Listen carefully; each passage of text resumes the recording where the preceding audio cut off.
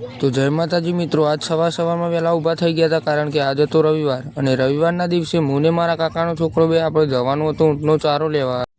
અને મિત્રો સવારના 7 વાગ્યા હતા એટલે નજારો કંઈક જોવા જેવો હતો. અને રવિવારે તમે શું કર્યું એ કોમેન્ટમાં લખી દેજો અને સપોર્ટ કરતા રહેજો. અને મિત્રો આવા સુંદર વાતાવરણમાં આ જોગણીમાનું મંદિર કેટલું રળિયામણું લાગતું હતું તમે કોમેન્ટમાં લખી દેજો ને જય જોગણીમાં કોમેન્ટમાં પણ લખી દેજો.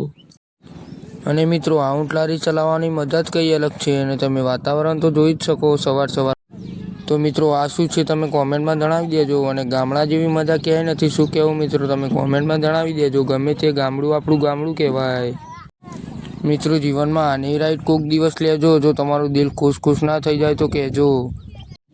તો ફાઇનલી મિત્રો આપણે આપણી જગ્યાએ પહોંચી ગયા છીએ અને આપણો ભાઈ ઉતારે છે ઊંઝો કારણ કે અહીંયાથી હવે આપણે લેવાનો છે ચારો. અને જોઈ શકો તમે આ બાજુમાં મંદિર ગુગા મહારાજ.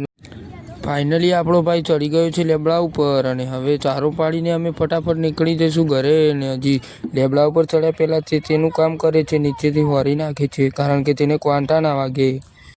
ફાઇનલી મિત્રો ચાળો પાડીને નીચે ઉતરી ગયો છે મારો ભાઈ અને હવે આપણે જવાનું છે ઘર તરફ. પણ તમે આપણી લારી જોઈ લો અને આપણો ભાઈ જોઈ લો, ચારો બધો ભેગો કરી નાખ્યો છે અને હવે આપણે જઈશું આપણા ઘર તરફ.